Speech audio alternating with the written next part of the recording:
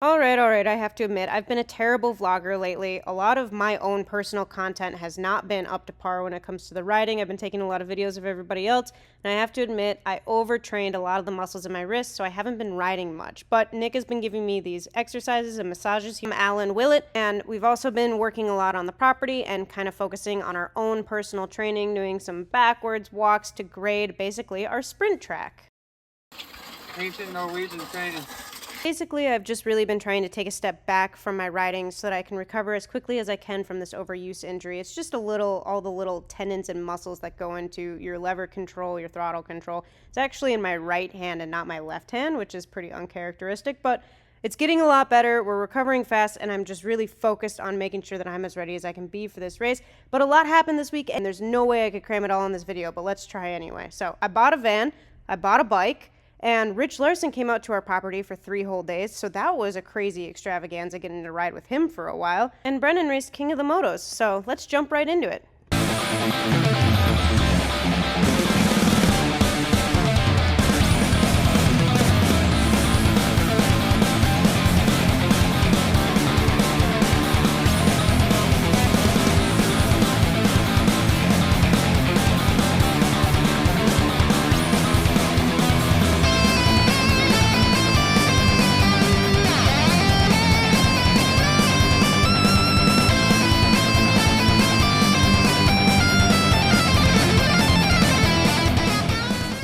Having Rich Larsen out on our property was basically like trying to host a dirt bike rally. It was crazy how many people we managed to cram into our garage, let alone our property in the back to host some clinics. But Rich did a really good job. He actually set up some really neat trials sections on our property, which once I'm all healed up, I'm definitely going to have to give these a go, and I'll post a YouTube update. But it was really cool having Rich Larsen come out to our property. You see him ride on the TV all the time, and he's always so professional. But it's cool to just be able to see him ride in person and get to hang out with him, see how he handled new obstacles. And gosh, what a cool, nice person.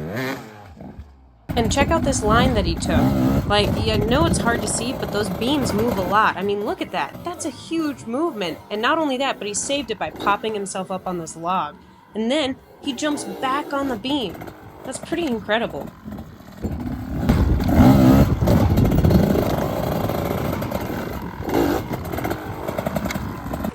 Yeah. I need to attach that thing.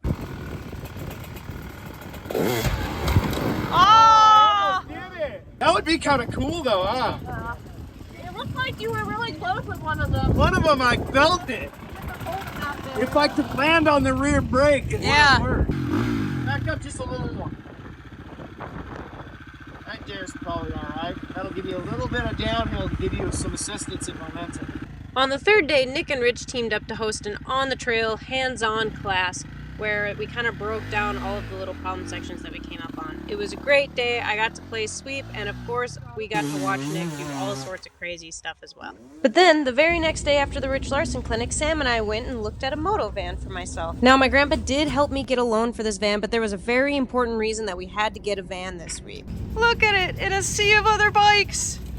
You can tell which one's mine because it's the smallest. Why, yes, there is a new bike that's being added to the garage. And as much as I want to tell you about it, first you need to understand the really intricate backstory behind how this bike got to California. Now, it all started in July in Minnesota when my Beta X trainer started smoking really bad and it developed this really strange knock. I was preparing for TKO. I didn't have a lot of time left to get parts put together, so I called my friend Tyler at Brushy Mountain Motorsports Park in North Carolina, and I said, Tyler, who within this area should I be calling about beta parts? Because we're on tour, we don't have a place to mail them, so they would probably go to you. Gerald over at Upstate Cycles a call in South Carolina. So I called Gerald. I asked him if he was able to get my bike into the shop, and he said he wouldn't have time to look at it, but instead he sat on the phone with me to go through a whole list of questions, diagnosing the bike right there in my driveway with him on the phone, ordered a whole bunch of parts. Half of them I didn't even know I needed. He just knew that if I was going to do X amount of work, then I would need these parts for tearing into the engine. And ever since since that day, I've been calling Gerald for all of my beta parts, needs, questions, everything. He loves just being in the industry and helping people get out there and ride. So I called him up and I said, Gerald, I want to buy a bike from you. The catch-22 is you're on the East Coast, I'm on the West Coast. So we sat down for a while trying to figure out how on earth we were going to make this happen. And if by some miracle, I found a volunteer on Facebook. His name is Andy. Andy, I don't know how to say your last name. I'm so sorry. Basically, the deal was Gerald was going to deliver my bike from his shop, Upstate Cycles in South Carolina, to Andy. Gerald! Hi! Now, Andy, total stranger, never met this guy before. He just responded super enthusiastically to a Facebook post that I made. I got a hold of him, talked to him, seemed like a normal person, but again, you know, it's all you know is off of the phone. But I checked out his Facebook profile, seemed like a normal guy, so I said, okay, here we go. Gerald delivered the bike to Andy in Alabama. Then Andy in Alabama drove a couple days to come all the way out to King of the Motos, where Brendan just so happens to be racing. So I figured I would pick the bike up from Andy. And that's how we got here, full circle. But you'll get to hear plenty about this bike in the next couple of videos. Now, let's get to the racing with Brendan. What's going on here? How do you keep all of this straight? I don't understand what happens inside suspension. Well, first you gotta lay it out in order so you don't get it all mixed up, but if you do, it's not a big deal. It's somewhat simple. So you have your inner and outer bushing. This one will go right here, and then your other one will go up inside the outer two, which is this one. And then, I don't even know what these two are called, but those get laid in, and then you have your oil seal and then your dust seal, and the dust seal and oil seal are completely different. Like the oil seal just isn't as tall, I guess, and then the dust seal is bigger somewhat. But I don't know that much about suspension. I can get it apart, get it back together, and that's about it. So now I'm gonna clean all this up, and then I'll put the same bushings back on because my seal was just leaking, and I'll toss all this back in with the new KYB seals, then put oil in it and call it a day. So you're prepping for King of the Motos. Yep. What all is going, there's your bike. Yeah. The race is 2 days from today, like 1.5, it's 2 nights and it's already night outside. So like 1.5 days. What all is happening? Well, I found out my seal was leaking and I was waiting on seals and oil to come. Oil got stuck in shipping, so I had to go buy some oil here locally, and I just got that today. And so I'm doing that, and then I got my back tire changed. I got my front tire to change still. With the new moose, got the air filter in. I washed the bike. So once I get the suspension on and the front tire changed, I also blew out my pipe. So I got to get all that back on and top it off with fuel and load it up. Cool. All right. Well, I guess we'll continue this on Saturday. Yep. Race day morning. Yep. Brendan called me at about 9 p.m. the night before, knowing that I had to drive out to King of the Motos to go grab the bike, telling me that he forgot the slide that goes inside his carburetor, which is essential for the bike to even run. If you don't have that in there, no way the bike is turning on. Turns out his dad was bringing him a throttle cable because he kinked his, so he didn't have his bike fully assembled when he left for King of the Motos, and just found out that night before. So had to wake up extra early. All right, it's 3:55 in the morning. I just rolled out of bed. I should have rolled out of bed like a half an hour ago, but it's freaking cold. So I just put the clothes I'm gonna wear in the dryer. I got a tea on the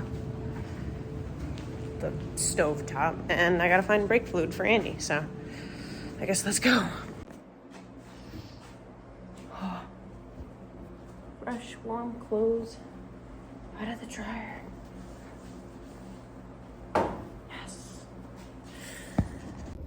All right, 4:24, you know?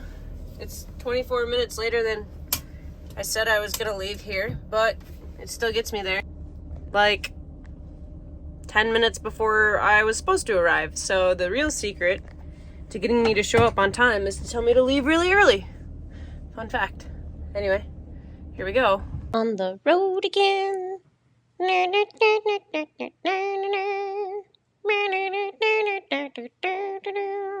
I don't know the words. Special delivery. Thank you.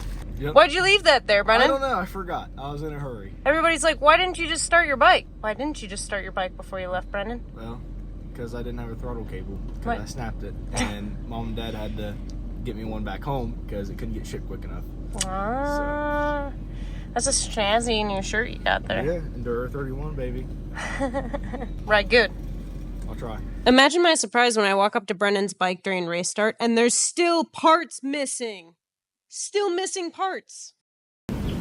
I guess he forgot the bearing that goes in the throttle housing back at home. It was still in the garage, so he had to borrow one from Sherco USA. Thank goodness they had a spare T-Rex. All right, I just got the X Pro loaded up, picked it up from Andy. Turns out he's racing. He signed up last minute, so I couldn't interview him today, but we'll interview him later. We're actually gonna go home because I guess the race is happening way out there somewhere. And I didn't want to deprive you guys of my first impressions on the beta, and frankly, it's so cold. I can't even, it's so cold. But just pushing and loading the bike in the van, the bars feel really, really high on the bike. I'm not sure if it's just my imagination or what's going on, or if the stock bars are just really high.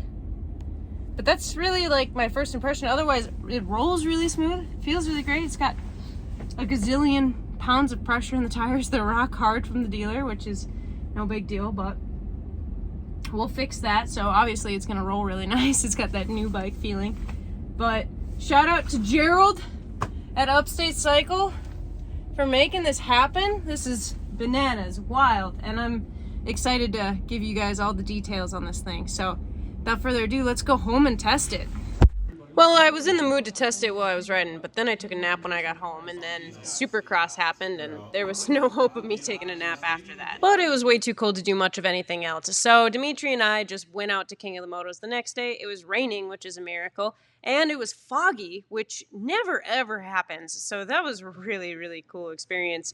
And the drive out to Johnson Valley is just crazy. You get all these wild rock features, and the overcast made these amazing sun rays. The camera doesn't do it justice, and we even saw snow on the way out there. It snowed out at King of the Motos while we were there spectating. So cold, but so cool. Without further ado, on to the race. What line you gonna take? Whatever one's out. I'll fix it out. Straight up. Stop. Yeah. We ran into quite a few familiar faces, including Cody out on the Stark Varg, and the race start was wild. Obviously, the pros made it look good.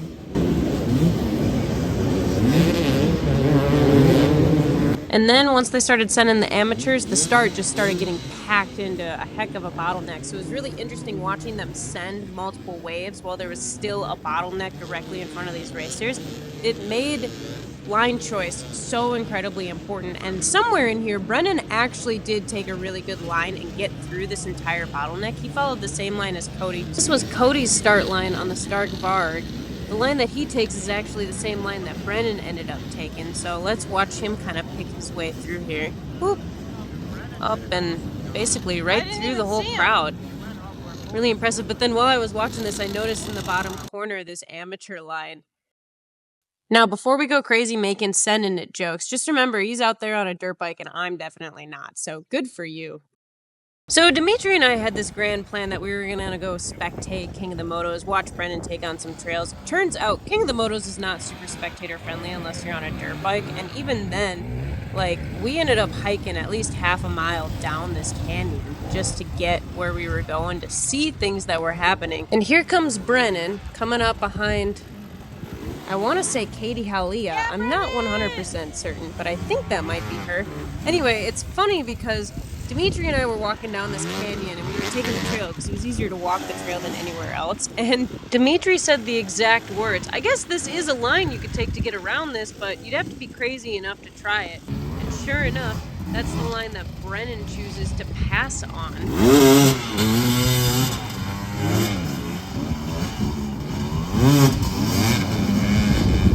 Get him, Brennan. Get him! Get him! Get him! Yeah!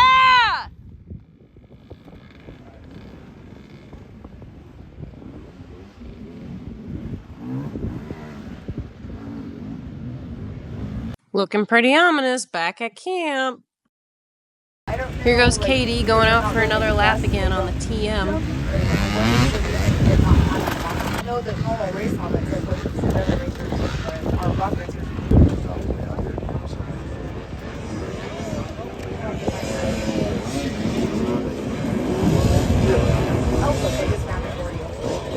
And then you've got Brennan going out for his third lap with 50 minutes left. So way to go, Brennan. Killing it.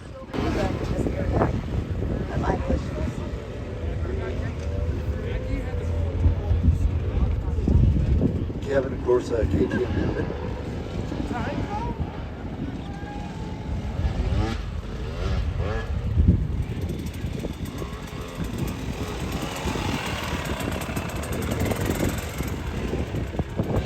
What kind of side of this motor there, man? Looks like a plastic guard on his ignition cover. It does. Looks like Again, during qualifying, they would turn right.